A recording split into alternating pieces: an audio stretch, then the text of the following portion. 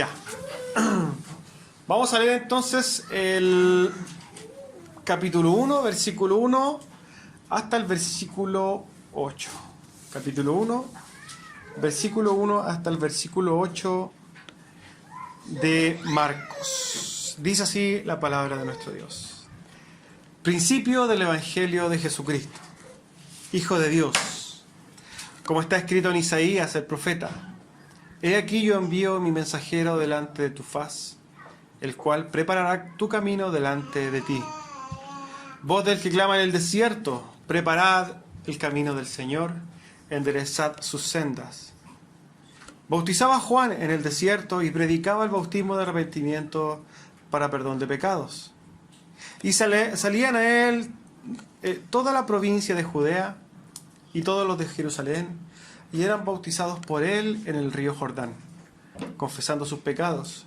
Y Juan estaba vestido de pelo de camello y tenía un cinto de cuero alrededor de sus lomos, y comía langostas y miel silvestre.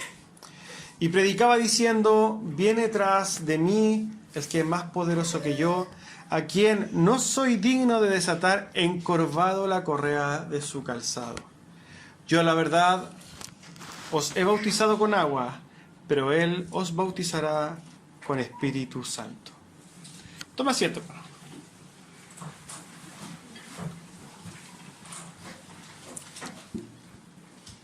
El mensaje de hoy lo he titulado La voz del que clama en el desierto.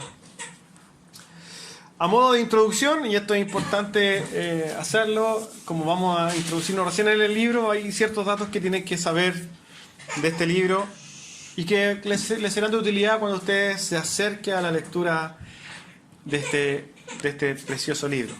Lo primero hay que determinar o saber quién fue el que escribió este libro de Marcos. La verdad es que lo escribió un hombre llamado Juan Marcos. Esta persona, Juan Marcos, aparece nombrado en ciertas partes de la Biblia, pero lo que más se recuerda de Juan Marcos es que él salió en un viaje misionero con Pablo y Juan Marcos se devolvió. Tomaron diferentes caminos. Y el apóstol Pablo se enojó con Juan Marcos porque se devolvió. La verdad es que claramente eso pasó en un momento en el libro de Hechos, pero podemos pensar que Juan Marcos después en su profesión de cristianismo se reivindicó. Juan Marcos era un hombre muy, pero muy cercano al apóstol Pedro. Y es tanto así su reivindicación que Dios usó a este hombre para escribir este Evangelio de Marcos. La verdad es que Marcos era su nombre para las personas de la habla griega, pensemos así, para los gentiles. Pero Juan Marcos era judío. Y Marcos, su nombre judío, podemos decirlo que era Juan. Esto está en Hechos 12:12, si usted quiere anotar la cita. Dice así: Y habiendo considerado esto, llegó a casa de María, la madre de Juan, el que tenía por sobrenombre Marcos, donde muchos estaban reunidos. Marcos, ¿cierto? Tenía un nombre que era judío, el cual era Juan, y siempre se les ponía sobrenombre como griego. Acuérdense que, por ejemplo, Pablo es el nombre griego del apóstol Pablo, pero él, ¿cómo se llamaba? Saulo. Entonces, Juan Marcos, aquí se hace esta unión de los dos nombres, el nombre judío con el nombre griego, y por eso se le llama Juan Marcos. Pero en el Evangelio, y este Evangelio que va específicamente escrito, como vamos a ver, hacia los griegos, está con el título de Marcos. Aunque es razonable pensar que Marcos haya tenido varias fuentes, haya tomado varios datos para poder redactar este libro, tenemos que entender lo siguiente: Juan Marcos no era un apóstol de Jesucristo. No era uno de los 12 apóstoles. No existe el Pedro, Juan, ¿cierto? Jacobo y Juan Marcos. No estaba ahí. No era parte de los 12. Era un discípulo, pero no era alguien, digamos, no era alguien que tenía el título de apóstol. Y es raro, o sea, es bueno saberlo porque la gran mayoría de la gente piensa que todos los que escribieron los evangelios eran apóstoles, pero no es así. Ahora, cuando se forma el canon de la Biblia, ¿se acuerdan? El canon es como las características que tenía que cumplir un libro para entrar en la Biblia. Una de esas cosas era que fuera discípulo de Cristo o fuera muy cercano a uno de sus apóstoles. En este caso, Juan Marcos era muy cercano al apóstol Pedro. Y fíjense que este libro de Marcos se conoce como la perspectiva de Pedro en la vida con Cristo. Es como que muchos dicen que Pedro es el que le dicta este libro a Marcos, o el que de alguna forma Marcos toma lo que Pedro vivió con Cristo, Marcos lo lleva a la Escritura. Podríamos decir que el libro de Marcos es la vida de Jesucristo a través de los ojos del apóstol Pedro. ¿Y esto por qué? Porque aparte de que la tradición establece que Juan Marcos era muy cercano a Pedro, cuando se refiere a Pedro en este evangelio, siempre se muestran las debilidades de Pedro, pero nunca algo bueno de Pedro. Y eso habla también de cómo los apóstoles se percibían a sí mismos. Y eso es un buen punto para poder defender esta postura, de que este evangelio es la vida de Jesús a través de los ojos del apóstol Pedro. ¿Por qué fue escrito? Es la verdad de que muchos podrían preguntarse cuál era su público específico. Y la verdad que la tradición concuerda en esto. Los hermanos de Roma le pedían a Pedro que por favor contara o estableciera a través de la Escritura qué pasó con el Evangelio, o que les detallara de Cristo. Y se establece, o la tradición dice que el apóstol Pedro le pide a Marcos, o Marcos de alguna forma se ilumina y empieza a escribir este libro específicamente para los romanos. Y después este libro se toma como que de alguna forma se escribe específicamente para todo el mundo de habla griega en ese entonces. Cada uno de los 4 evangelios tiene un énfasis especial y podríamos decir que este está escrito para los griegos. Cuando nosotros nos comparamos estos evangelios, y aquí estamos introduciéndonos al evangelio, podríamos ver, por ejemplo, ¿cómo parten los otros evangelios? ¿Se acuerdan que, por ejemplo, Mateo parte con una historia de la ascendencia de Cristo y cómo conecta esto con la raíz de David? Como Lucas empieza con una dedicatoria al nacimiento y cómo relata el nacimiento de Juan el Bautista. Juan empieza recordándonos que el verbo preexistía. Pero Marcos empieza de una forma diferente. Marcos nos presenta con su primer versículo, y aquí podríamos nosotros decir cuál es el objetivo de la escritura de este libro, y es lo que se nos presenta en el versículo 1. El principio del Evangelio de Jesucristo, Hijo de Dios. Este primer versículo establece como el espíritu total del libro. Lo que viene a hacer Marcos es a presentar el Evangelio a través de la escritura de su vida. Y ahora a través de esto nosotros nos vamos a poder meter directamente en el texto. Versículo 1 entonces. Principio del Evangelio de Jesucristo, Hijo de Dios. Cuando nosotros vamos al griego original, no está el artículo, porque nosotros deberíamos decir el principio del Evangelio, ¿cierto? Pero no, aparece sin artículo. Esto no quiere decir que no se pueda decir igual. ¿Qué quiero decir con esto?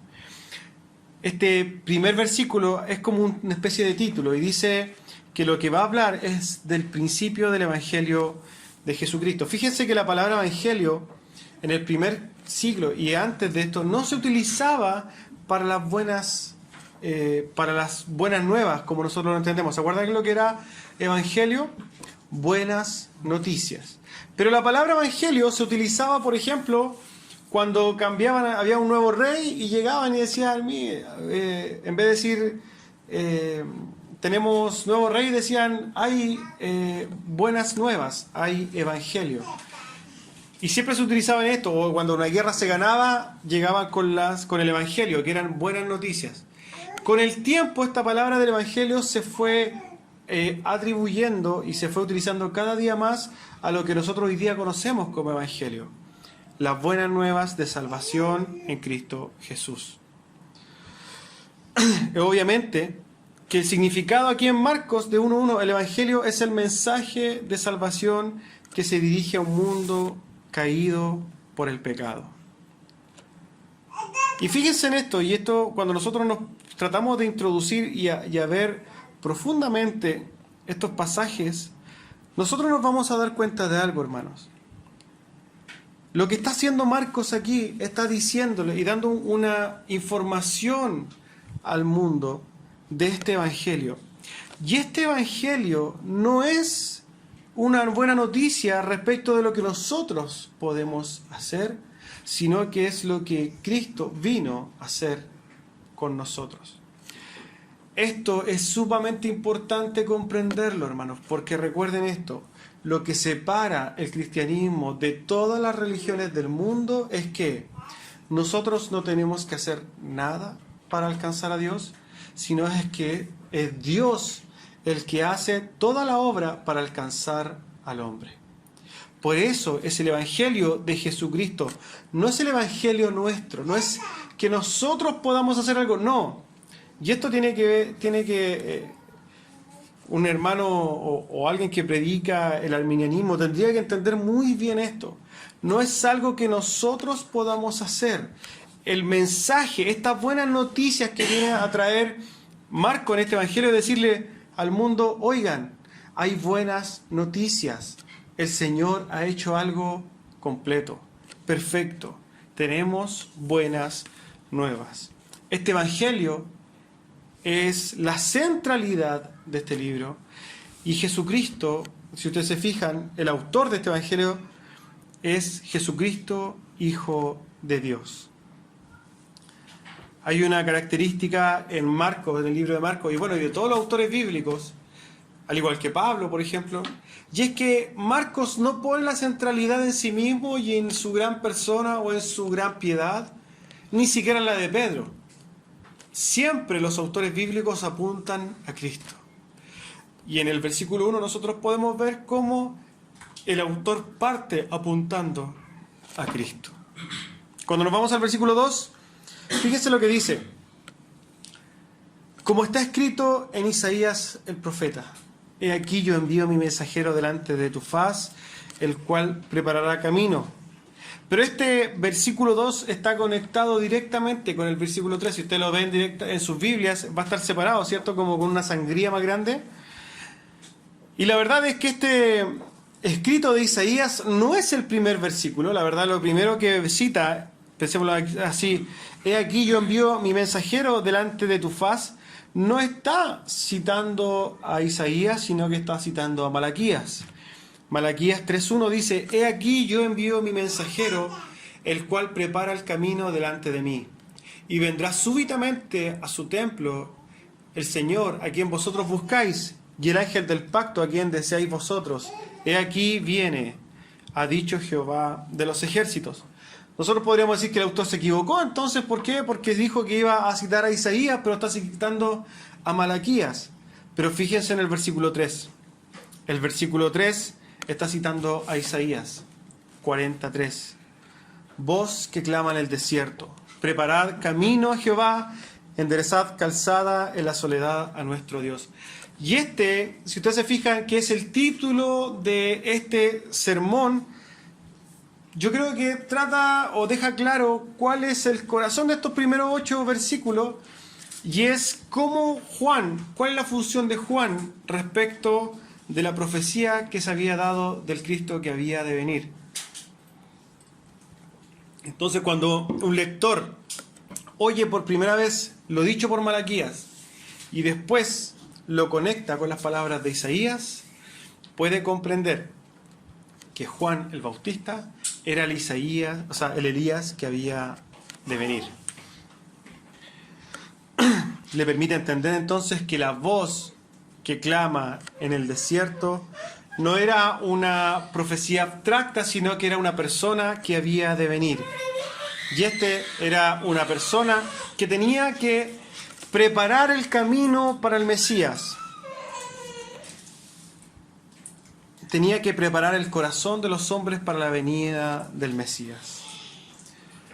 Cuando nosotros vemos los evangelios, y esto también le va a servir a usted, hermanos, para poder estudiar los evangelios, hay 3 evangelios que son sinópticos.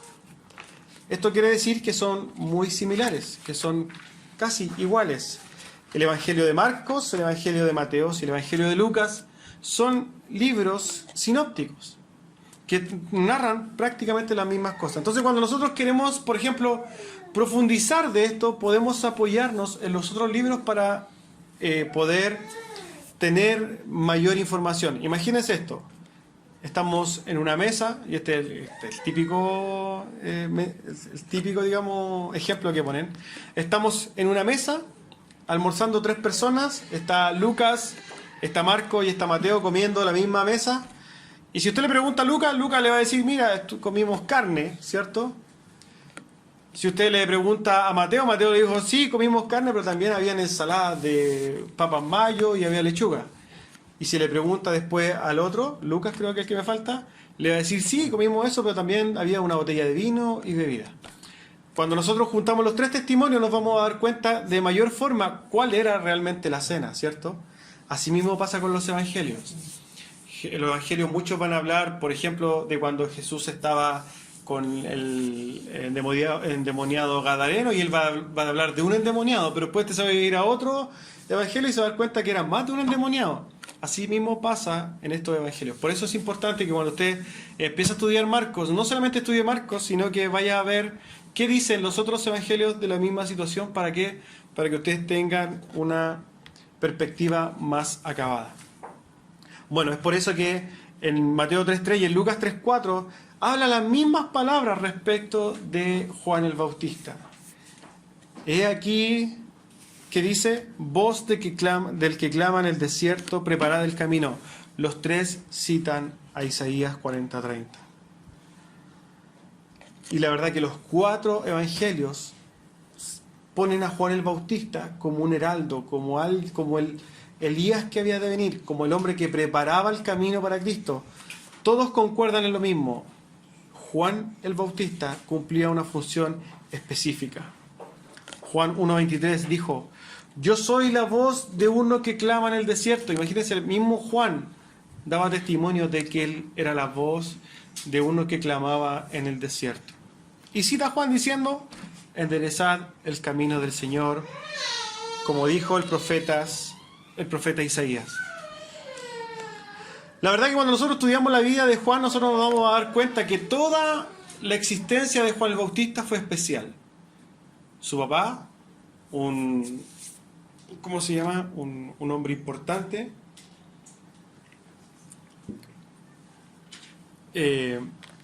cuando se le dijo que iba a ser papá, él no creyó, quedó mudo hasta que él naciera. Cuando él nació, su papá recuperó el habla. Era primo de Jesús, sin saberlo. Relata una parte de la Biblia que ellos como que tuvieron una especie de conexión especial en el vientre.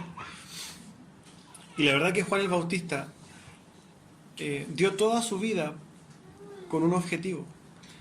Juan el Bautista tenía un objetivo claro en la vida y lo cumplió a cabalidad. Juan el Bautista tenía que enderezar el camino del Señor. Y Juan lo hacía a través de la predicación del arrepentimiento y el perdón de los pecados. Esa era la función de Juan el Bautista.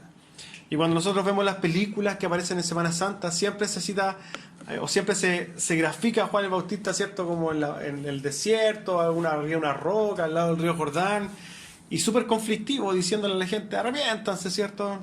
Arrepentidos y convertidos. Pero el punto es esto, así como Juan el Bautista deberíamos ser nosotros. Llamar al arrepentimiento, llamar a que la gente busque a Dios para el perdón de pecados. Hoy día nosotros vemos a Juan el Bautista como una figura súper conflictiva y súper intolerante. Pero la verdad es que nosotros deberíamos tomar a Juan el Bautista como ejemplo. Más adelante vamos a ver cuál es la percepción de Jesucristo respecto de Juan el Bautista. Versículo 4. Juan bautizaba en el desierto y predicaba este bautismo de arrepentimiento para el perdón de los pecados. Siempre se conoce a Juan el Bautista, Juan el Sumersor, pero Juan, si tuviéramos que ver una característica de Juan, es que Juan bautizaba. Ahora, lo que realmente debería llamarnos la atención no era que bautizaba Juan. El bautismo era una costumbre judía que se hacía para los prosélitos. ¿Qué era un prosélito? Bueno, un prosélito era alguien convertido al judaísmo que era gentil. Por ejemplo, un judío iba y le predicaba el judaísmo a, no sé, a alguien de Roma, nacido en Roma, romano, y esta persona se bautizaba y se hacía prosélito. Esta era una cosa común en el primer siglo, bueno, y en todo este tiempo antes de que también apareciera Cristo. El problema no era ese. Aquí vamos a entrar en una cosa que es súper importante comprender, hermanos, y que para los que tienen un corazón presbiteriano debería zanjarle bastantes dudas. Fíjense, el problema no era que se bautizara, ¿cierto? Lo sorprendente era que este rito y señal se le pedía también a las personas que ya estaban circuncidadas en la carne. Los judíos que eran parte del pueblo judío, que eran circuncidados al séptimo día, eran llamados por Juan ¿a qué? A bautizarse. O sea, ya no importaba la circuncisión del cuerpo, sino que era una señal, pero que requería de algo, de que estas personas tuvieran una metanoia, un cambio de mente, un cambio de corazón y vida, y él les decía, vengan, no importa su circuncisión, cambien, arrepiéntanse de sus pecados y bautícense. Incluso a los judíos. Ya no importaba la circuncisión. Y había pensémoslo así, una condición para bajar al Jordán y bautizarse. ¿Cuál era esa condición? Arrepentirse. Cuando nosotros vemos niños, los niños no se arrepienten sin siquiera hablar. Nosotros hacemos el bautismo y por eso somos bautistas y tenemos entendimiento de que no nos podemos bautizar si es que no profesamos por último la fe. Si es que no entendemos que, tal como Juan el Bautista, nosotros nace de nuestro corazón el decir, me arrepiento de mis pecados, voy al perdón de los pecados y hago este simbolismo, rito símbolo, donde yo muero a mi antiguo hombre y nazco en una nueva criatura. Ese es el bautismo. Eso no lo hace un niño. No es una señal del pacto, sino que cuando viene Juan el Bautista ya nos muestra de que no importa tu circuncisión en la carne. Tiene que haber un cambio, una decisión del cambio de mente y corazón. Este bautismo que Juan predicaba, como le digo, estaba a los de Judea, a los que estaban ahí, venían de Jerusalén. ¿Y quiénes eran los que iban? Judíos. ¿Judíos circuncidados? Sí, pero tenían que bautizarse de todas maneras. Mateo 3:11 dice, yo a la verdad os bautizo en agua para arrepentimiento, pero el que viene tras de mí, y esto es parte de los sinópticos, ¿cierto? Estamos hablando del mismo contexto, cuyo calzado yo no soy digno de llevar, es más poderoso que yo, y él os bautizará en Espíritu Santo y fuego. Entonces, no nos encontramos con este problema de que cuando Juan bautiza para el arrepentimiento de los pecados. Si es que fuera necesaria solamente la circuncisión en la carne, Juan no hubiera estado perdiendo el tiempo bautizando judíos, pero lo hacía. Los mismos judíos circuncidados entonces eran llamados por Dios, en este caso a través de Juan, para bautizarse como señal de arrepentimiento. Para ser claro, entonces, un adulto debe primero convertirse o profesar la fe. ¿Para qué? Para recibir el bautismo. La palabra que yo he traducido como conversión, que la palabra traduce como conversión, es traducida arrepentimiento, indica un cambio entonces radical de mente y corazón. Y esto es lo que está llamando Juan. Arrepentimiento entonces es un elemento básico de la conversión. Sin arrepentimiento no puede haber conversión. Cuando usted predique el Evangelio, tiene que predicar el arrepentimiento. No basta con decir, bueno, que tú estás condenado por tus pecados, ¿cierto? Pero Jesús vino a salvarte. Hay un elemento que siempre se nos olvida y es, tienes que arrepentirte. Tienes que arrepentirte de tus pecados, tienes que tener este cambio de mente, volver atrás, cambiar tu vida, si no, esto no alcanza a ser predicación del Evangelio. Acuérdense que nosotros siempre nos quedamos en la gracia. Y hasta ahí llegamos. El Señor vino y te va a dar salvación. Pero ¿y dónde está el arrepentimiento? ¿Qué es lo que predicaba Pedro? ¿Se acuerdan? Pedro cuando se convirtieron 3.000 y después se convirtieron 5.000. Ustedes, varones, ¿cierto? Israelitas, ¿qué hicieron? Crucificaron al Cristo y después ¿qué le dice? Los israelitas le dicen, ¿qué tenemos que hacer para ser salvos? Arrepentidos y convertidos. Y no se nos olvide predicar esto, hermanos. El Evangelio tiene varias etapas. Demostrar la condición del hombre respecto a la condición de Dios. Tiene el énfasis de la santidad de Dios, la transgresión nuestra, el perdón de los pecados que está, en este caso, dispuesto a dar Dios a través de su gracia, pero el hombre tiene que arrepentirse. Eso es algo que no se nos debe olvidar. Fíjese que la palabra perdón para nosotros, hermanos, cuando hablamos de perdón, y esto es lo que Juan le decía, ustedes vengan al perdón de los pecados, es algo que para los judíos era algo sumamente, y todavía es sumamente familiar. Hay algunos pasajes del Antiguo Testamento que podemos leer que nos reflejan este perdón de los pecados de Dios y cómo debería ser un deleite para el corazón del hombre pecador. Salmo 103:12 dice: ¿cuánto está lejos el oriente del occidente? Hizo alejar de nosotros nuestras rebeliones. Isaías 1:18: venid luego, dice Jehová, y estemos a cuenta. Si vuestros pecados fueran como la grana, como la nieve serán emblanquecidos. Si fueran rojos como el carmesí, vendrán a ser como la blanca lana. Isaías 44: yo deshice como una nube tus rebeliones y como niebla tus pecados.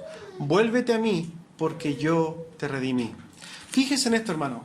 Tal como leíamos en el Salmo de David, cuando nosotros estamos en pecado y realmente entendemos el pecado, cuando recibimos el perdón de Dios, es algo impagable. Es algo inexplicable. Es algo que debería deleitar el corazón de un hombre que sabe que está condenado. Es por eso que el llamado que hacía Juan el Bautista era tan importante. Vengan a buscar el perdón de Dios. Y este llamado que hacía Juan el Bautista, hermanos, es el mismo llamado que nosotros deberíamos hacer continuamente a las personas que nos rodean. Tu mamá, su hermano, su amigo, que hoy día está bajo la ira de Dios, debe ser llamado por usted al perdón de los pecados, tal como Juan lo hacía. Ya nosotros no tenemos que estar en el Jordán, ¿cierto?, para hacer esto, solamente a través de la predicación del Evangelio. La importancia de este favor divino, del perdón, sin el cual es imposible obtener la vida eterna, se enfatiza también en muchos pasajes del Nuevo Testamento. Pedro les dijo, ¿cierto?, en Hechos 2:38 de lo que estamos hablando: arrepentíos y bautícese cada uno de vosotros en el nombre de Jesucristo para el perdón de los pecados y recibiréis el don del Espíritu Santo. Esto, hermanos, es maravilloso. Yo no sé si, y espero que cada uno de nosotros nos hayamos arrepentido realmente y genuinamente de corazón y sepamos que Dios nos ha perdonado de nuestros pecados, de nuestras transgresiones. Esto que estaba haciendo Pablo es importante, hermano, que comprendamos que es lo mismo que tenemos que hacer nosotros hoy día. Juan el Bautista enseñó que para quitar el pecado era necesario el derramamiento de sangre. ¿Se acuerda cuando Juan el Bautista estaba y viene Cristo? Y lo vamos a ver quizás más adelante. Él dice, he ahí el Cordero de Dios que quita el pecado del mundo. Está hablando de esto, de que Jesucristo era el Cordero que iba a ser sacrificado por el perdón de nuestros pecados. Nuestros pecados no fueron digamos, perdonados gratuitamente, sino que costó. Y costó caro. Costó la sangre de Cristo. Y esta enseñanza de Juan el Bautista estaba en perfecta concordancia con lo que enseñaba Cristo y sus apóstoles, con el apóstol Pablo, que venía unos cuantos años después, y con lo que hoy día nosotros a través de la Biblia podemos ver. Es importante, hermanos, ver que la vida de Juan, tal como la vida de Pablo, es un ejemplo para nosotros. Nosotros, si queremos agradar a Dios, si queremos de alguna forma tener que Dios tenga de nosotros una percepción positiva, tenemos que imitar a los grandes siervos de Dios, como por ejemplo Juan el Bautista. Fíjense lo que dijo Jesucristo de Juan el Bautista. Jesucristo dijo de Juan el Bautista en Lucas 7:28, os digo que entre los nacidos de mujer no hay mayor profeta que Juan el Bautista, pero el más pequeño en el reino de Dios es mayor que él. Fíjese lo que está diciendo Cristo. ¿Qué significaría si Cristo dijera eso de nosotros? ¿Cómo nos sentiríamos? Nosotros somos una manga de orgullosos, esa es la verdad de las cosas. Si Cristo de repente dijera, uno de nosotros son el más grande nacido de mujer, nosotros pero nos inflamos, ¿cierto? Andaríamos pisando las nubes, como algunos pseudo profetas apóstoles haríamos decir que se pongan los niños y caminaríamos arriba de ellos. Haríamos cualquier tontera para exaltarnos a nosotros mismos. Pero Juan el Bautista era la encarnación de la humildad, hermano. Fíjense lo que dice cuando le preguntan quién eres. Juan el Bautista dice, yo soy la voz de uno que clama en el desierto. Negándose totalmente a sí mismos y dándole todo el crédito a Dios. Versículo 5, y salían a él de toda la región de Judea y todos los de Jerusalén y eran bautizados por él en el río Jordán, confesando sus pecados. Entendemos que cuando hablamos de todos o todes, no, cuando hablamos de todos no significa que fueron todos, es una hipérbole, ¿cierto? Estamos hablando de que mucha gente iba. Y es cierto, los evangelios narran que mucha gente iba donde Juan a bautizarse. Y es por eso que cuando vemos la vida de Juan y vemos el impacto que causaba Juan como profeta en el primer siglo, muchos pensaban que Juan el Bautista era el Cristo. Y es por eso que cuando a Juan le preguntan, oye, ¿tú eres el Cristo? Y él dijo, no se te ocurre. Yo soy una voz que clama en el desierto. En otras palabras, yo no soy nadie. Acá no, hoy día vemos los superapóstoles que hacen esta gira y que poco menos que son super ungidos y sus pancartas están llenas de su nombre y su imagen, cruzadas de milagros, y si tú te fijas nunca aparece el nombre de Cristo en esas cosas, solamente aparecen sus fotos, milagros, el valor de la entrada, dónde se va a hacer, una foto de él sonriendo. No tiene nada que ver con Cristo eso.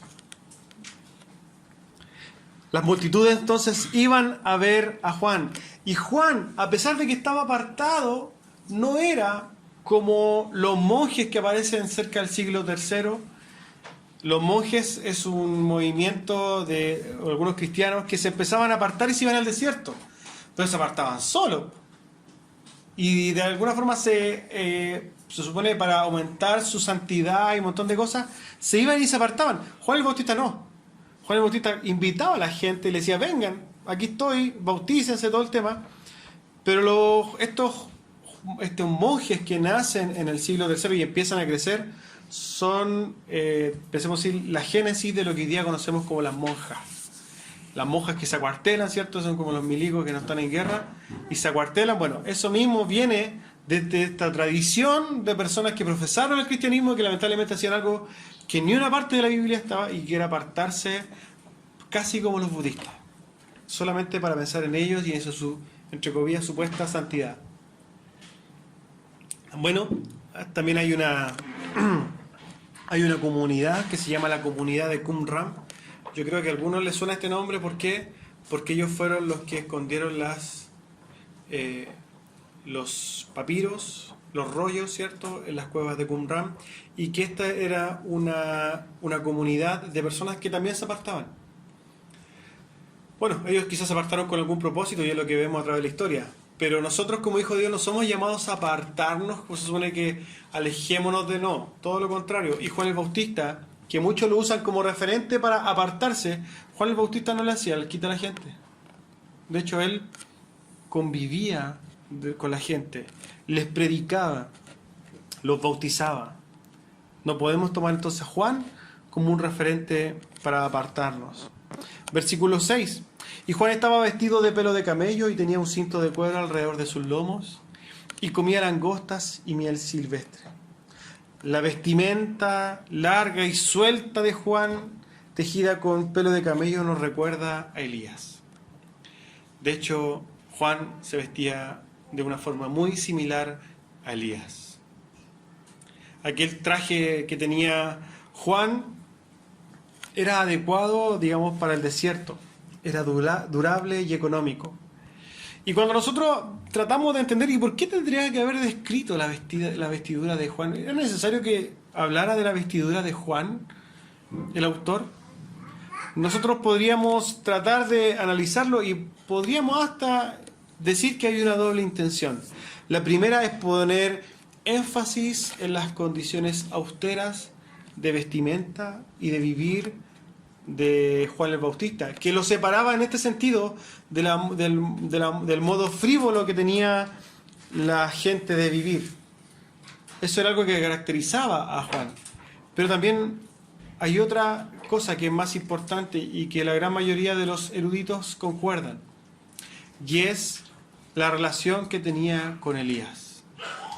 Recuerden que Juan el Bautista es descrito como el Elías que había de venir. Y para hablar de esta relación que Juan tenía con Elías, nosotros tenemos que irnos a la Escritura para tener claro este panorama. ¿Era Juan el Bautista la reencarnación de Elías? ¿Era Juan el Bautista la reencarnación de Elías? Mateo 17, del 10 al 13, dice lo siguiente. Entonces sus discípulos le preguntaron diciendo: ¿por qué pues dicen los escribas que es necesario que Elías venga primero? Y respondiendo Jesús les dijo: a la verdad, Elías viene primero y restaurará todas las cosas. Mas os digo que Elías ya vino y no le conocieron, sino que hicieron con él todo lo que quisieron. Así también el Hijo del Hombre padecerá de ellos. Entonces los discípulos comprendieron que les había hablado de Juan el Bautista. Lo primero que tenemos que saber es que en las profecías del Antiguo Testamento decía que en la primera venida o en la venida de Cristo, primero iba a venir Elías. Entonces, como los discípulos conocían las Escrituras, le preguntaron a Jesús, que era el Cristo: oye, ¿acaso no tenía que venir Elías? Y Jesús, ¿qué le dijo? Sí, Elías tenía que venir, pero ya vino. Era Juan el Bautista. ¿Era Juan el Bautista la reencarnación de Elías? Juan 1:21. Y le preguntaron a Juan el Bautista: ¿qué pues? ¿Eres tú Elías? Le preguntaron a Juan el Bautista. Y él dijo: no soy. ¿Eres tú el profeta? Y respondió: no. Por un lado tenemos a Jesús diciendo que él era el Elías que había de venir. Por otro lado le preguntan a Juan: ¿eres tú Elías? Y él dice: no. Pero para esto nos ayuda el otro que estaba sentado en la mesa, que es Lucas. Y Lucas nos dice, 1:17: e irá delante de él con el espíritu y el poder de Elías para hacer volver los corazones de los padres a los hijos y de los rebeldes a la prudencia de los justos, para preparar al Señor un pueblo bien dispuesto. Lo que está aclarando la Escritura es que, si bien Juan el Bautista no era la reencarnación de Elías, sí venía con su espíritu y con su poder. Cuando entonces el Antiguo Testamento dice que vendría el Elías, no significaba que vendría Elías en la carne ni una reencarnación. Vendría el espíritu de Elías y el poder de Elías, en este caso Juan el Bautista. Y es por eso que el autor se da el tiempo de hablar de su vestimenta. ¿Por qué? Porque la gente conocía a Elías. La gente sabía cómo se vestía Elías. Y lo que apuntaba el autor, poniendo en este contexto a Juan el Bautista con su vestimenta, era decirles, este era el Elías que estaba prometido. Ojo con esto. Si Elías no venía, era una profecía no cumplida en Cristo. Si Elías no era el Elías, y Juan el Bautista, perdón, no era el Elías, Cristo no era el Cristo. Podemos comprender la importancia de que efectivamente Juan cumpliera o que fuera el Elías prometido. Básicamente era cumplir una profecía del Antiguo Testamento. Versículo 7. Predicaba diciendo, después de mí viene uno que es más poderoso que yo. Ni siquiera soy digno de inclinarme para desatar las correas de sus sandalias. Yo os he bautizado con agua, pero él os bautizará con espíritu. En estos versículos, Marcos nos informa que Juan hizo una comparación. Primero, Jesús es superior en majestad. Es más poderoso que yo. Juan entendía que tenía poder, pero el que viene atrás es más poderoso que yo. Y que lo que hacía Cristo era mayor también que él. Juan el Bautista creyó que era importante realzar el contraste que habría entre él y su maestro. Fíjese, en otros pasajes dice, después de mí viene uno que es antes que mí.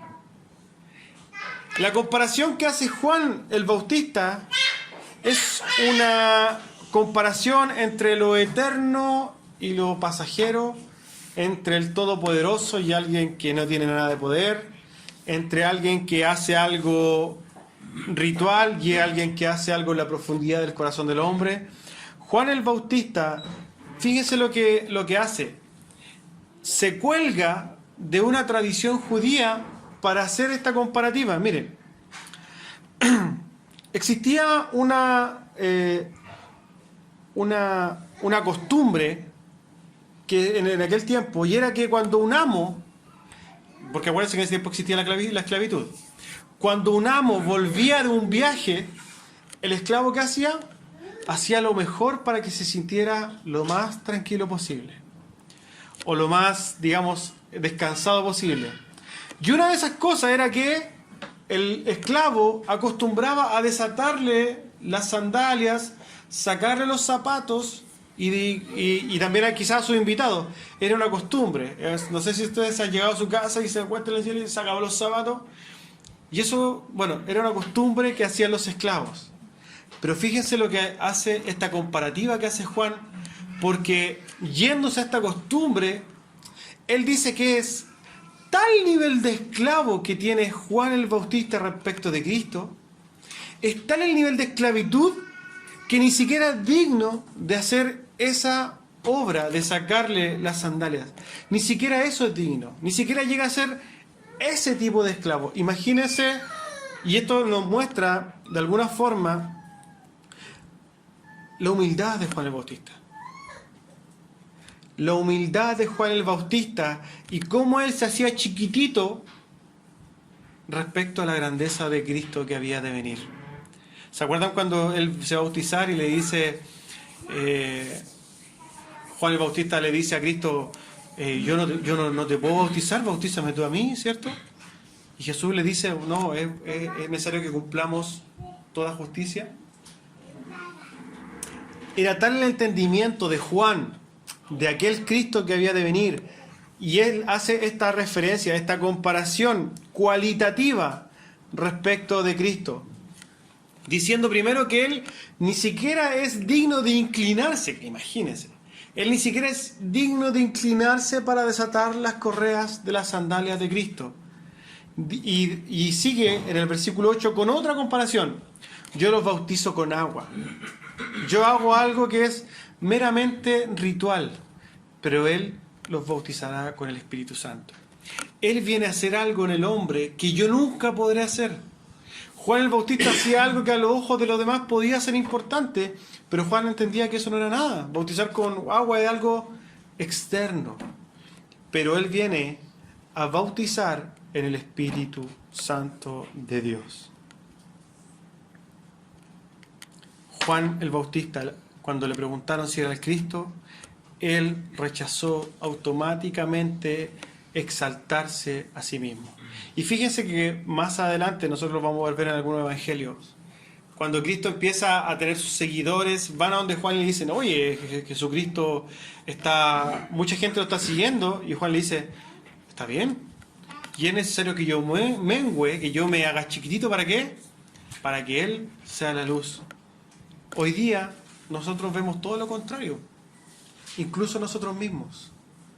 Nosotros, si siguiéramos el ejemplo de Juan, nos olvidaríamos de nosotros mismos y de la grandeza de nuestro nombre o nuestra satisfacción, satisfacer el orgullo. Imagínense, Juan el Bautista, si le preguntaran hoy día y existiera Juan el Bautista y él empezara a hablar de sus experiencias, sería tremendo. En las iglesias pentecostales dejarían la embarrada contando su testimonio. Imagínense, no, mi papá era alguien que servía en el templo, y cuando yo quedé embarazada mi mamá de mí, mi papá quedó mudo porque no creía, pero mi papá, cuando yo nací, recuperó la voz.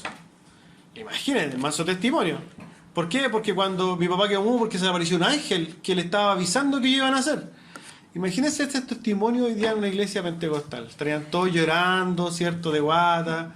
Exactamente. Pero Juan no utilizaba este tremendo testimonio ni toda su vida después, porque, ojo, y después, no, y bueno, y a mí el Señor me designó como el Elías que había de venir. Imagínense el testimonio que tenía Juan el Bautista, pero no lo utilizaba para exaltarse a sí mismo.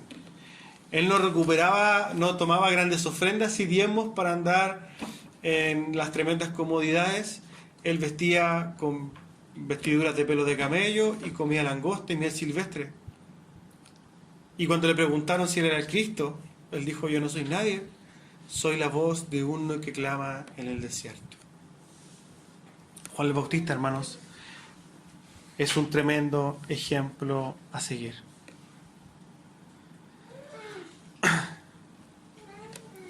Versículo 8. Cuando él dice, yo he bautizado con agua, pero él os bautizará con el Espíritu Santo. Lo que está diciendo Juan el Bautista es que lo que él hacía era totalmente un ritual externo, un ritual de purificación, pero cuando comprende y cuando él se hace esta comparativa con Cristo y él dice, él bautizará con Espíritu Santo, está dando a entender que entre él y Cristo hay un mar de diferencia. Juan es un ejemplo de humildad. Y a través de estos primeros versículos del capítulo del libro de Marcos, nosotros podemos comprender lo siguiente. Juan el Bautista cumplía una función fundamental en el principio del ministerio de Cristo. ¿Por qué? Porque si Juan el Bautista no era el Elías enviado, entonces Cristo no podía ser el Cristo. Juan el Bautista cumplió una función negándose a sí mismo y apuntando, preparando senda, preparando el camino, los corazones, ¿para qué?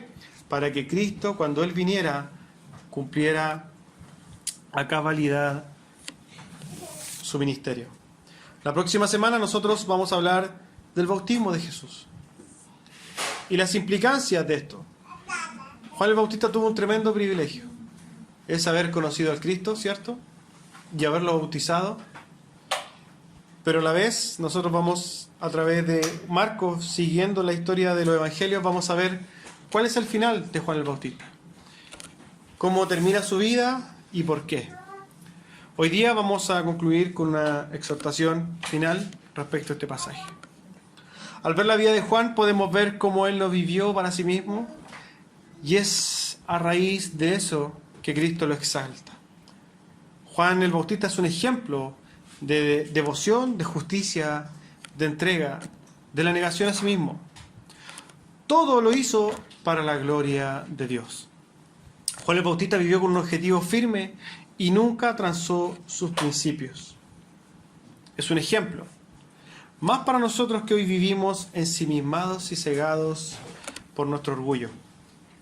Vivir para la gloria de Dios debe ser el objetivo primordial para nosotros, pero basados en el entendimiento profundo de la gloria y la obra de Dios, tal como lo podemos ver en Juan el Bautista, al decir que no era digno de atar las correas del calzado de Cristo. Esto lo dijo porque Juan el Bautista realmente comprendía la grandeza de nuestro Dios. Oremos a Dios para que nos dé este profundo entendimiento y que este entendimiento condicione nuestro caminar en Cristo Jesús. Amén. Vamos a orar.